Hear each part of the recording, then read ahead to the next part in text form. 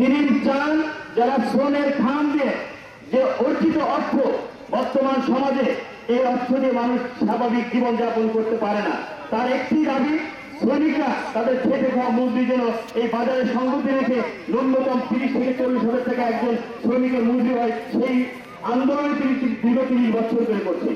তিনি আন্দোলন করছেন কৃষি যারা মাথায় ঘাম পায়ে ফেলে রক্তকে পানি বানিয়ে কষ্টে অর্জিত ফসল, এই ফসলের কিন্তু ন্যায্য মূল্য পায় না। তিনি এই তাদের ন্যায্য মূল্য আদায়ের জন্য দীর্ঘ 30 বছর সংগ্রাম করেছেন, হয়তো এটা আপনাদের জানা নেই। ডাক্তার এসএস সালাহ সাহেব একজন মানবিক মানুষ। তিনি মনে প্রাণে বিশ্বাস করে সাধারণ মানুষ ভালো থাকবে, দেশ ভালো থাকবে, সমাজ ভালো থাকবে, দেশের উন্নয়ন হবে। তিনি এমন একজন ক্যান্সার বিশেষজ্ঞ যেটা আপনাদের এই হবিগঞ্জবাসীর জন্য গর্ব এবং অহংকারের জায়গা। পৃথিবীর ইতিহাসে বিরল যে ক্যান্সার সহ যে সকল দুরাগ্য ব্যাধি তার কোনো সুচিকিৎসা নেই। ডাক্তার এসএস সালাহ সাহেব কিন্তু এই উপমহাদেশের ভিতরে একজন সফল ক্যান্সার চিকিৎসক। তো এমন একজন ব্যক্তি যাকে নিয়ে আমরা গর্ব করি এবং চিকিৎসা ক্ষেত্রে আমরা তাকে নিয়ে নোবেল বিজয়ের স্বপ্ন দেখি। তো সেই ব্যক্তি হচ্ছে আপনাদের হবিগঞ্জ 3-এর ব্যক্তি। তো এটা তো আপনাদের গর্ব এবং অহংকারের জায়গা। এই ব্যক্তিকে যদি আপনারা সংসদে পাঠান, এই ব্যক্তিকে যদি আপনারা ভোট দেন, তাহলে আমার মনে হয় শুধু আপনাদের এই হবিগঞ্জ 3 নয়, পুরো বাংলাদেশের প্রেক্ষাপট চেঞ্জ হয়ে যাবে।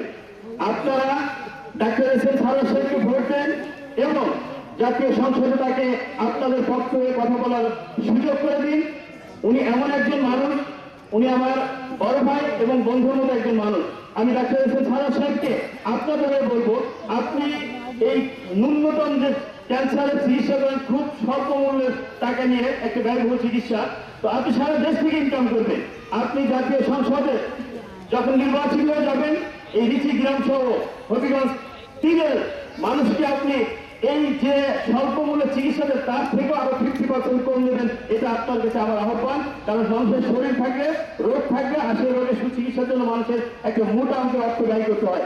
আপনি ইনকাম বহুত করেছেন এবং করবেন সারা দেশ থেকে, কিন্তু এই রিচিবাসীকে, এই হবিগঞ্জবাসীকে একেবারে ফ্রি চিকিৎসার মতো একটা চিকিৎসা ব্যবস্থা করবেন। তাহলে সাথী বন্ধুরা, আপনারা যে ভোট, আপনাদের ভোট কিন্তু অত্যন্ত মূল্যবান এবং গুরুত্বপূর্ণ ভোট। ভোট শুধু একটা সিল মারার যে বিষয় না। আপনার এই মূল্যবান ভোট যদি সঠিকভাবে সঠিক ব্যক্তিকে প্রয়োগ করতে পারেন, আপনার ভাগ্যের পরিবর্তন হবে, দেশের ভাগ্যের পরিবর্তন হবে, আপনার এলাকার ভাগ্যের পরিবর্তন হবে। তাই আসুন, ভোটের আগে কালো টাকা, দুর্নীতি আর চাঁদাবাজের এই অর্থের বিনিময়ে 1000 টাকার একটা নোটে আপনারা ভুলে যাবেন না।